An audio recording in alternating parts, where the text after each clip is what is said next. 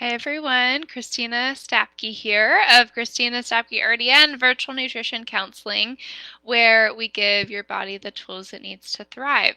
And those tools are nutrition and daily habits. So today I'm going to talk about the sixth step of my 7-step gut restoration protocol. And I've been talking about the previous steps previous videos, so if you're curious about what those are, definitely go and check those out. Today I'm talking about step 6, which is how to reintroduce food sensitivities and intolerances. So this can be a little bit of a tricky process. So for example, and go back to my step 3 video a few videos ago here, that talks about how to actually identify food sensitivities and intolerances. And I'm forgetting if I actually went over that in that video, so I'm going to talk about the difference between what a food sensitivity is and what a food intolerance is. So, and I'll do that first. So, a food sensitivity, we can think of it as involving our immune system, essentially.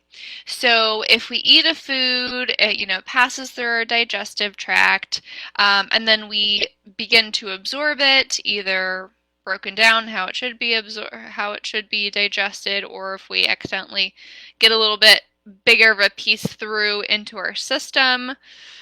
And our immune system sees those either little proteins and little bits of food as a foreign invader. It can start to mount an attack because it thinks it's going to do us harm. So, and when that happens, oftentimes, so the immune system can kind of get confused and start attacking tissues that look like that food protein. So, so that's a food sensitivity. So it's immune related, immune mediated. And then a food intolerance is not typically does not typically involve the immune system. So, for example, if you have an imbalance in your community of digestive bacteria in your ideally large intestine and colon, not as much small intestine, but if you have an imbalance there, and there's some bad bugs, excuse me, that really like certain foods, if you eat those foods and those organisms eat those up, they can produce gases and they can kind of produce damaging compounds to the digestive tract. And in that case, that can still result in symptoms. And usually those symptoms can look like bloating, gas, indigestion, constipation, diarrhea, heartburn, things like that. The tricky thing is sometimes sensitivities can look like intolerances and vice versa. I didn't give an example of a sensitivity, but a way that we know that it's at least in some way related to the immune system if it's outside your gut. So for example, if you eat dairy and it causes, acne or headaches or migraines or or brain fog even, those can be at least some clues that it could be a sensitivity. It's not a guarantee diagnosis of any kind, but these are just some clues. So sensitivity, immune related, intolerance, not immune related. So the reason why I bring this up is because really knowing the difference and knowing if it's a sensitivity or intolerance might change how we reintroduce those foods if we were keeping them out for a certain period of time. So let's go back to step 3. Let's say someone's not feeling well, they have chronic migraines and then some digestive symptoms like some bloating and gas, and then, they also maybe have a rash. Skin rash. In that case, I might recommend doing some food sensitivity testing. Now go back and watch that video for more information on that. If we were to do that kind of test, we're looking for what the immune system is reacting to. And these are just clues that we can get from testing. It's not to say it's going to catch every single thing that your immune system is reacting to. So there's always, there's pros and cons with this testing, but I find it really helpful in practice. So let's say we did this testing, this patient came back with a bunch of different foods that they are reactive to, and for a period of time, working together, we kind of determine, okay, we're going to try and not eat these foods, adding in other foods that you're not sensitive to, that you typically don't eat a whole lot of, for a certain period of time.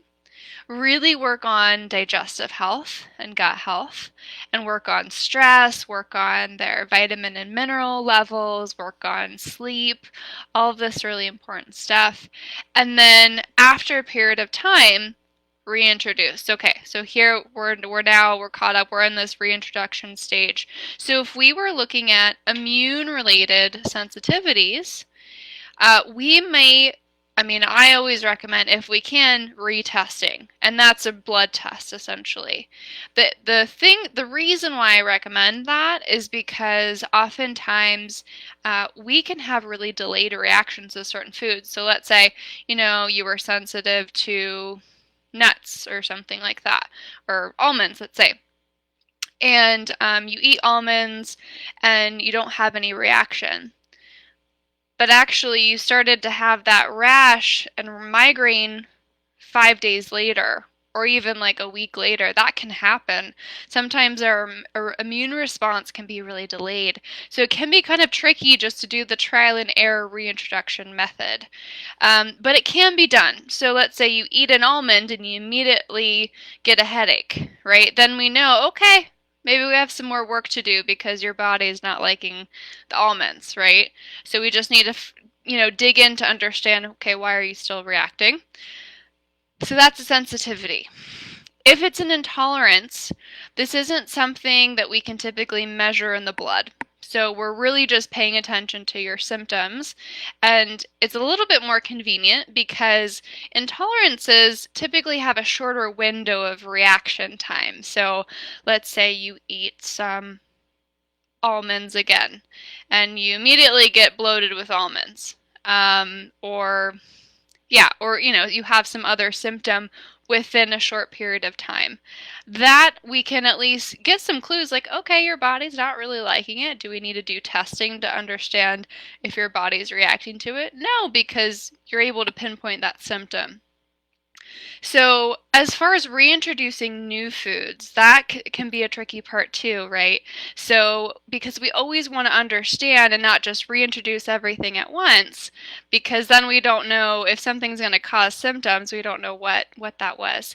So we want to try and separate reintroducing foods by, at least 3 to 5 days if we're talking about an intolerance. And for food sensitivity, it can be a little bit longer.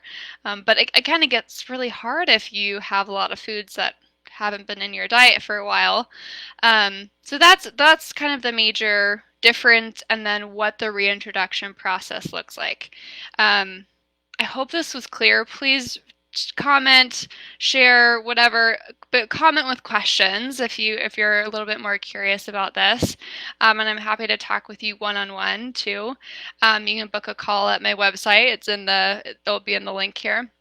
So I did want to mention the reason why this is so important, the reintroduction phase, is that I see too many people on these hyper-restrictive diets from food sensitivity results they got, years ago, and it's really limiting them in not only nutrients that they're getting from the foods that they're not eating, but also their digestive health and their gut microbiome. It's not getting that diversity and variety that it wants, because all those little kinds of bacteria love whole foods. So whole unprocessed foods, things you can imagine living and growing in nature.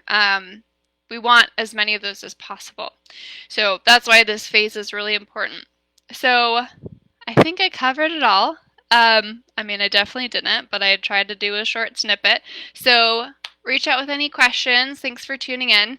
Next week we'll talk about step 7 of the 7-step gut restoration protocols. So we're almost through it. Again, reach out with any questions. Share this with someone that you feel like would benefit from it. And we'll talk next week. Take care and stay healthy.